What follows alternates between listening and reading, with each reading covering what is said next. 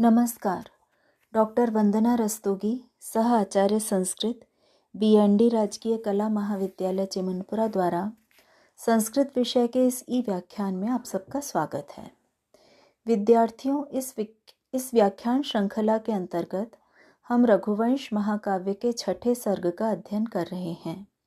इंदुमती स्वयंवर वर्णन नामक इस सर्ग में द्वारपालिका सुनंदा विदर्भ राजकुमारी इंदुमती को स्वयंवर में उपस्थित मगध, अंग, अवंती, अनूप, शूरसेन, कलिंग देशों के या राज्यों के राजाओं के सम्मुख ले जाकर उन राजाओं के रूप, गुण, वंश, विशेषता इत्यादि का वर्णन करते हुए उन सुयोग्य सुपात्र राजाओं से विवाह हेतु इंदुमती को प्रेरित करने का प्रयास करती है, किंतु इंदुमती को उनमें से कोई भी विवाह प्रस्ताव उपयुक्त अनुभव नहीं होता और वह एक एक कर स्वयंवर सभा में इन सिंहासनस्थ राजाओं को छोड़कर आगे बढ़ती जाती है।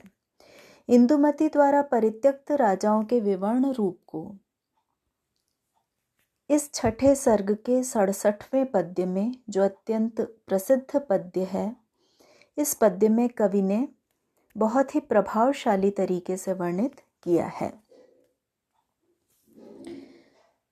संचारिणी दीप शिखेव रात्रौ यम यम व्यतीयाय पतिम वरासा नरेंद्र मार्गाट्टैव प्रपेदे विवर्ण भावम सस भूमिपालः। अन्वय इस प्रकार है। पतिम वरासा रात्रौ संचारिणी दीप शिखा इव यम यम व्यतीयाय सह भूमिपालः नरेंद्र मार्गाट्ट इव विवर्ण भावम प्रपेदे। अन्वय के अनुसार अर्थ देखते हैं।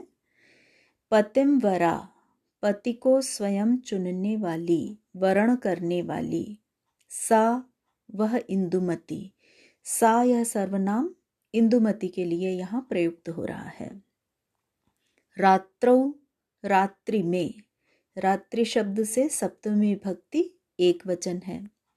संचारिणी, संचरणशील, गमनशील, दीप शिखा, दीपक की लौ, दीपक की ज्योति के एव समान, यम यम, जिस जिस राजा को, जिस जिस को, व्यतीयाय छोड़ करके आगे बढ़ गई, सह सह वह भूमिपालः राजा, भूमि का पालन करने वाला राजा, नरेंद्र मार्गाट्टः, नरेंद्र राजा को कहा जाता है और नरेंद्र मार्ग राजमार्ग, राजमार्ग में बने हुए अट्टह, उच्च भवनों के, महलों के, एव समान, विवर्ण भावम, विवरणता के भाव को, मलिनता के भाव को, प्रपेदे प्राप्त हो गए। भावार्थ इस प्रकार है इस पद्य का।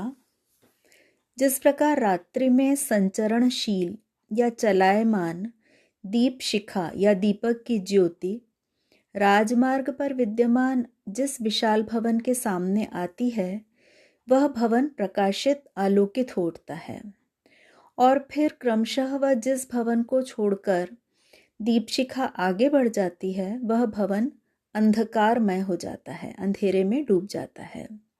ठीक उसी प्रकार अपने पति को स्वयं चुनने वाली इंदुमती स्वयंवर सभा में एक एक करके जिस राजा के सामने आती है, वह राजा आशा से उद्भासित हो जाता है। उसे यह आशा बंध जाती है कि संभवतया इंदुमती उसी का वरण कर लेगी, किंतु वरण किए बिना इंदुमती जब उसे छोड़कर आगे बढ़ जाती है, तो उस राजा के मुख पर निराशा जन्य विवरणता छा जाती है। वह तेज विहीन, विवर्ण तेज विहीन दिखाई देने लगता है। अर्थात इंदुमती द्वारा परित्याग कर दिए जाने पर, विवाह हेतु अस्वीकार कर दिए जाने पर वे राजा निराश, निष्प्रभ हो जाते हैं। इस पद्य की व्याकरणात्मक दृष्टि से यदि हम देखें इसे, तो यहाँ समास दृष्टव्य हैं। दीपस्य शिखा, दीप शिखा, षष्ठी तत्पुरुष समास है यहाँ। इसी तरह से नरेंद्रस्य मार्गः, नरेंद्र मार्गः, नरेंद्र मार्गे अट्टः इति नरेंद्र मार्ग अट्टः, यहाँ भी तत्पुरुष समास है। भूमिम पालयति इति भूमिपालः, यह भी तत्पुरुष समास का उदाहरण हम मान सकते हैं। संधि की दृष्टि से यदि हम देखें तो यहाँ दीप शिखा इव, दीप शिखेव, यहाँ गुण संधि विद्यमान है। व्याकरणात्मक टिप्पणी के उपरांत यदि हम साहित्यिक टिप्पणी की बात करें तो साहित्यिक टिप्पणी की दृष्टि से ये पद बहुत ही महत्वपूर्ण है। यहाँ छंद उपजाति छंद है जो इंद्रवज्रा और उपेंद्रवज्रा के संयोग से बनता है। इस पद्य में कालिदास की वैदर्भी रीति का सुंदर निदर्शन प्राप्त होता है। बड़े ही सरल स्वाभाविक शब्दों में कवि ने यहाँ अपने भावों को बहुत ही अच्छे तरीके से व्यक्त किया है। तो शब्दों की सहजता और भावों की प्रभावशीलता इसे वैदर्भी रीति सिद्ध करती है।